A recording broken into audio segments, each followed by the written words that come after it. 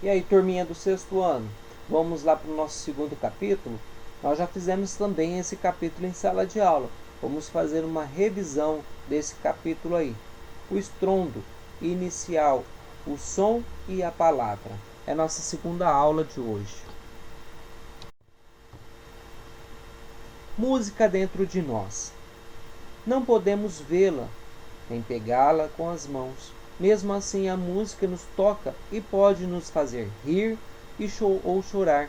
Por conta dessas qualidades, ela era muito valorizada pelos povos antigos. Muitos acreditavam que essa arte tinha o poder de ligar os humanos ao mundo invisível, espiritual.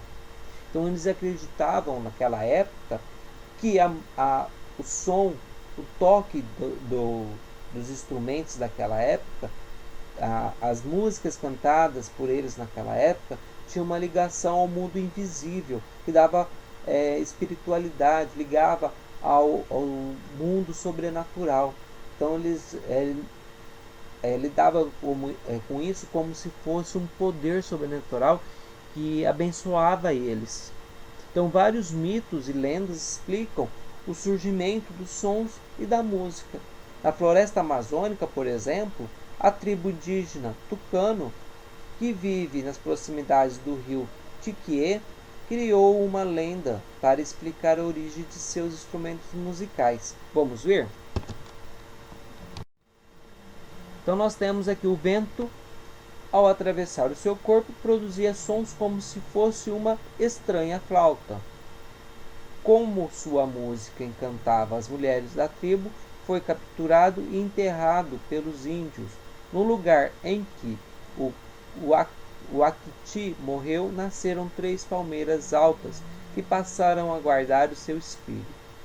Desde então, os índios fazem instrumentos usando o caule dessas palmeiras, produzindo sons suaves e melancólicos, tal como fazia o vento atravessando o corpo de Wakiti. Então nós temos aí uma lenda, né? Falando sobre um índio. É uma lenda, por quê? Porque baseado em fatos reais, existe mesmo índios, só que com exageros. Qual seria esse exagero? Corpos perfurados que passa bem. Tá? Então isso é um exagero. O corpo de Wakti era seu próprio instrumento musical, assim como o nosso também pode ser. A todo momento o ar entra e sai do nosso corpo por meio da respiração, permitindo a produção de sons como a nossa voz.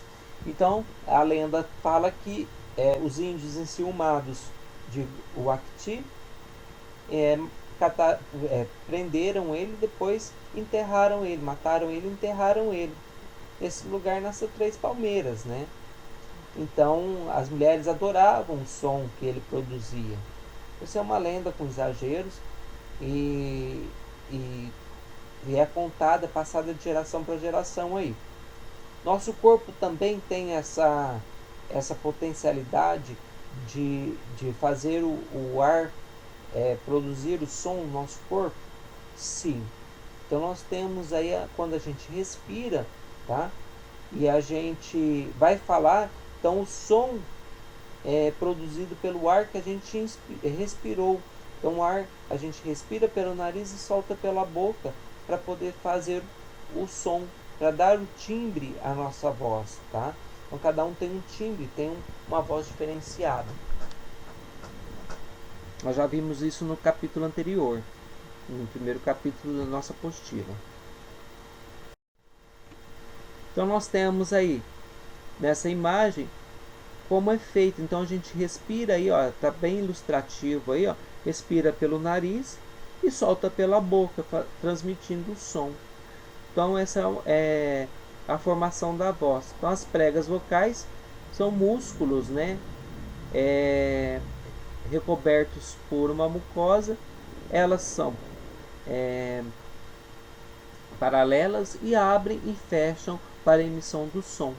Nós temos uma foto menorzinha aí, pois mais na frente a gente vai estar mostrando a foto da formação das cordas vocais aí, né?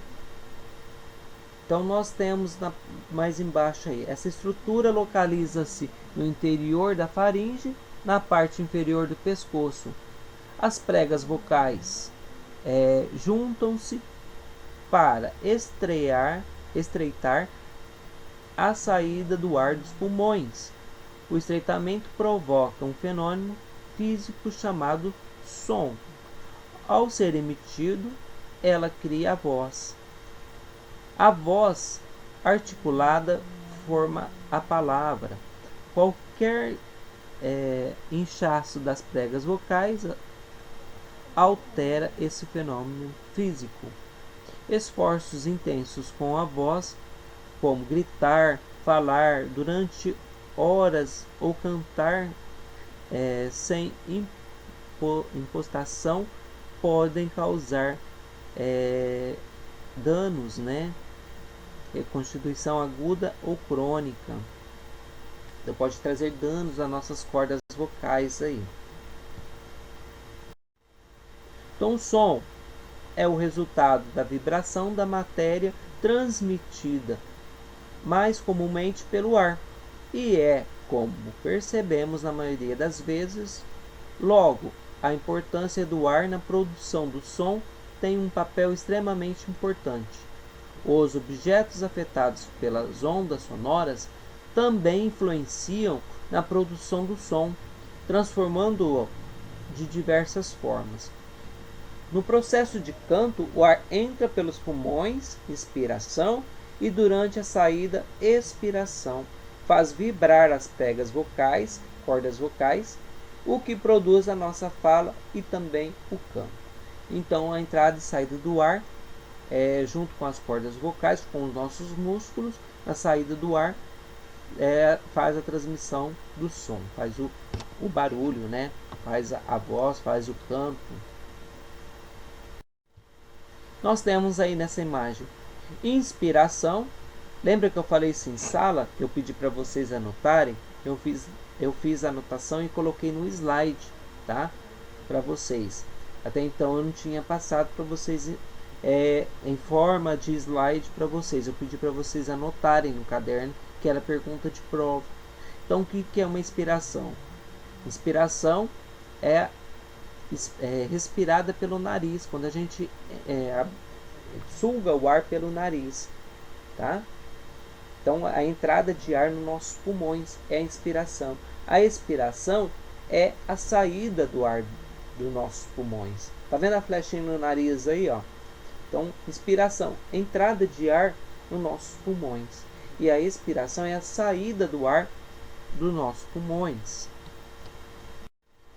Então, inspiração é um conjunto de movimentos que permite a entrada de ar nos pulmões. Neste processo ocorre a contração do diafragma, ocasionando seu abaixamento. Os músculos intercostais também se contraem, fazendo com que as costelas se levantem. Isso faz com que o tórax aumente de tamanho e a pressão interna dos pulmões torne-se menor que a externa. Com a redução da pressão intrapulmonar, o ar acaba entrando pelas vias respiratórias e chegando até os alvéolos, para que ocorrem as trocas gasosas. Vocês vão ver mais isso especificamente em ciências, mas aqui eu pus uma demonstração. Então, dentro do nosso pulmão, nós temos os bronquíolos, tá vendo? Que parece uma arvinha aí com umas folhinhas, com uns cachinhos de folha. Então os bronquíolos aí tipo umas veinhas, né? Um tronquinho da árvore aí. E os alvéolos é o que? É a copa das árvores, né? Então os alvéolos pulmonares, eles são tipo bexiguinhas, né? Que entram o ar e faz a troca gasosa dentro dele. A expiração consiste no conjunto de movimentos que resulta na retirada do ar do interior das vias respiratórias. Neste caso, ocorre o relaxamento dos músculos intercostais e do diafragma, diferentemente do que ocorre na inspiração. Há uma redução do volume da caixa torácica, que volta ao seu tamanho de repouso, ao seu tamanho normal. e uma retração dos pulmões, o que faz com que a pressão interna fique maior que a externa. Então, é a mesma coisa que encher uma bexiga e esvaziar, encher uma bexiga e esvaziar ela ao mesmo tempo. Então, o aumento da pressão intrapulmonar faz com que o ar seja lançado para fora do nosso corpo. Nós vimos muito essa palavrinha aqui, diafragma. Eu quis ressaltar ela para vocês terem o conhecimento do que é um diafragma. Então, é um músculo estirado, esquelético, que separa a cavidade abdominal da torácica e é o principal responsável pela respiração dos seres humanos.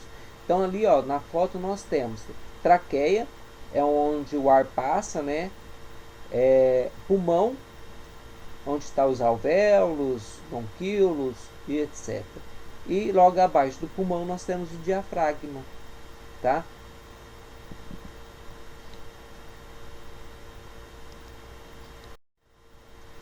Então, olha lá, traqueia, pulmão, o diafragma.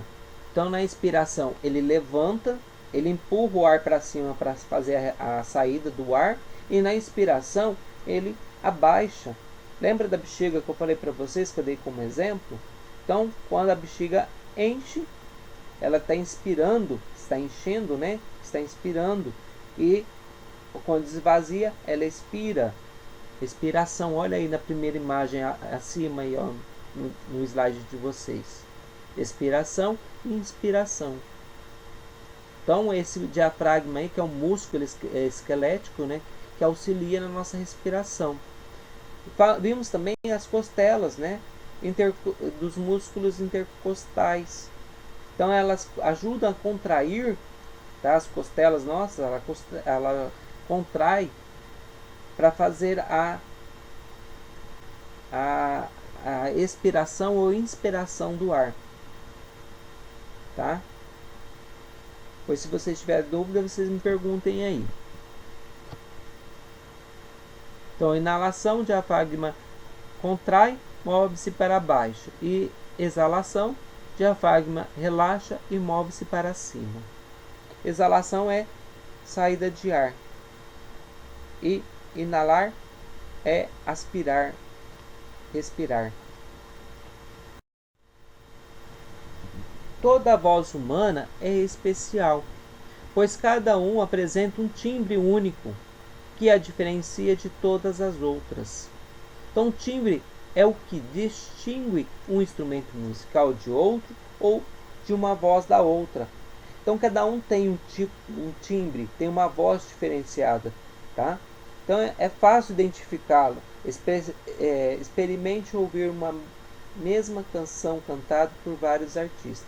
Cada um canta de uma forma diferenciada. Aqui nós temos aquela imagem que eu falei para vocês, que mais à frente a gente até chegou a ela, que é as cordas vocais. Eu pus mais pertinho para vocês verem, tá?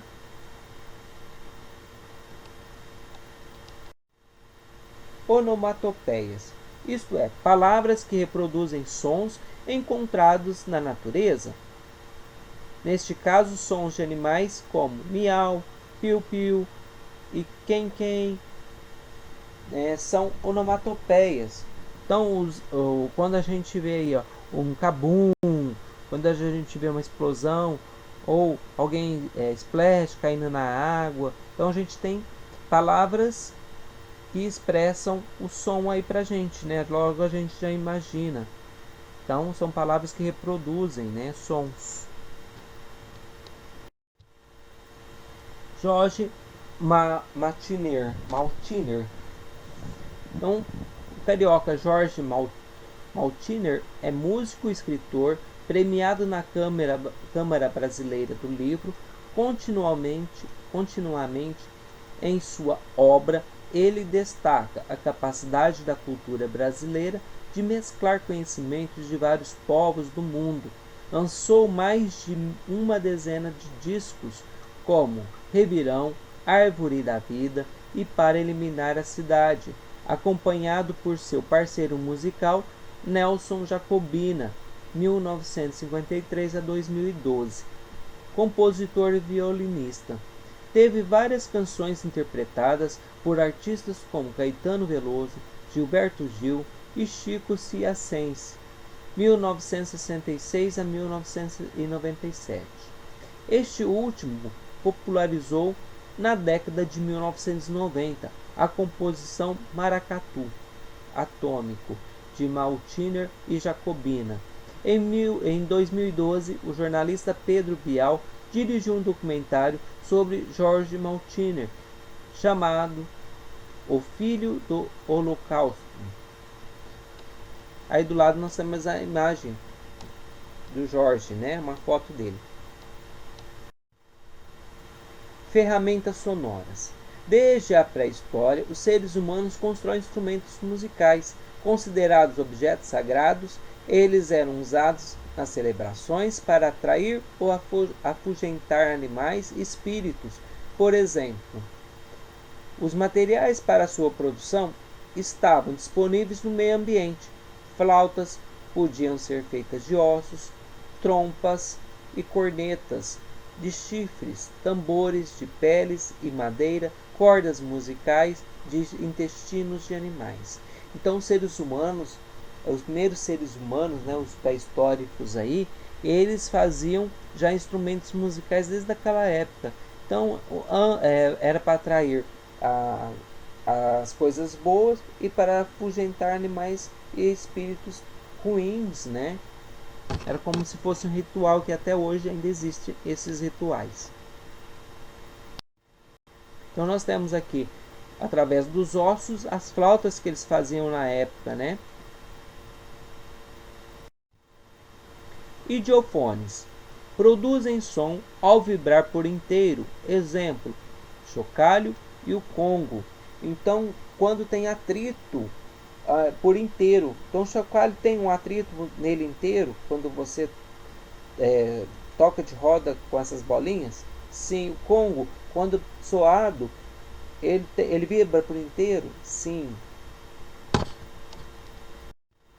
Membranofones. O som é produzido pela vibração de uma membrana esticada, como uma pele de animal, por exemplo, pandeiro e o atabaque. Então, todos os instrumentos que podem se percutir, né, que tem membranas. Então, o pandeiro tem membranas, com caixas, caixinhas, surdos, entre outros instrumentos, tem pele esticada, né, ou um nylon esticado aí, considerado como membranas. Eletrofones. Nesses instrumentos, o som é produzido eletronicamente. Exemplo, sintetizador e teremin. Então, nós temos aí o sintetizador e o teremin. Então, do lado esquerdo aí é um sintetizador e do lado direito um teremin. São eletrônicos, né? Instrumentos eletrônicos aí ligados à energia. Cordofones, os que produzem som com base na vibração de cordas. Exemplo, cavaquinho e harpa. Então, do lado direito, nossa harpa. Do nosso lado esquerdo, a harpa. Do lado direito, o cavaquinho. Temos outros instrumentos com corda? Sim, vários. Violão, violino, etc. Aerofones. O som é produzido pela circulação do ar. Exemplo, gaita de boca e flauta. Temos esses dois instrumentos aí. Do lado esquerdo, flauta. Do lado direito, a gaita. Então, tudo que entra ar. Nós temos os trombones, trompetes. Então, tem vários instrumentos que é a circulação do ar para fazer a saída do som.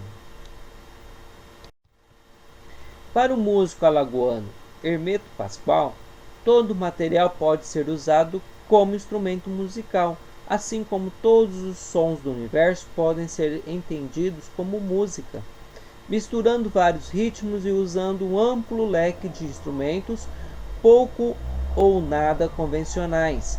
Ele define sua música como universal. Então, Hermeto Pascoal afirma que todos os objetos, todas as coisas dá para fazer reprodução de sons, dá para fazer música através desses barulhos que esses objetos transmitem aí. Aí embaixo a foto do Hermeto Pascoal. Então quem foi ele? Hermeto Pascoal nasceu em 1936 no estado do Alagoas e aprendeu a tocar sozinho vários instrumentos, como piano, viola e flauta. Na composição e execução de suas músicas, chama atenção o uso de partes inusitadas do corpo, como sua barba, e também o emprego de objetos não usuais, como chaleira, tamanco e brinquedos. Reconhecido internacionalmente, ganhou prêmios da Associação Paulista de Críticos de Arte e gravou dezenas de discos. Então aí tem uma foto ele tocando uma chaleira. Então, todos os instrumentos produzem som? Sim. O corpo conta. Primeiras palavras e ações. A mulher e o homem da pré-história também sentiam a necessidade de imitar pessoas, animais e Deus. Então, representação. O que é representação? Quando a gente vai a um teatro, você vê o artista representando, fazendo o papel de alguém, de algum personagem. O personagem é o quê? A imitação, né? Então, a representação é representar algo e os personagens são as pessoas que vivem aquela pessoa naquele exato momento. No mundo pré-histórico, durante os rituais, os participantes usavam máscaras para representar animais e deuses, pois acreditava-se que isso lhes dava poderes mágicos. Eles também pintavam seus corpos e colocavam trajes especiais, pensando, com isso, estar mais preparados para se comunicarem com seres invisíveis, curar doenças e garantir sucesso em caçadas e guerras. Então eles achavam que durante os rituais era necessário eles incorporarem para poder trazer bons fluidos aí. Aqui nós temos máscaras que eles usavam, que eles faziam nos seus rituais aí para fazer essa adoração aos seus deuses, a sua crença aí. Mitologia africana em cena. Então, quando os membros de uma tribo realizavam suas celebrações, eles compartilhavam histórias, dançavam, cantavam e tocavam instrumentos. Todas essas ações mais tarde seriam usadas como elementos do teatro e de outras artes. Em nosso século, há artistas que continuam apresentando trabalhos baseados em rituais. Na Bahia, o Núcleo Afro-Brasileiro de Teatro de Alagoinhas, NATA, dirigido por Fernanda Júlia, cria espetáculos inspirados na mitologia africana.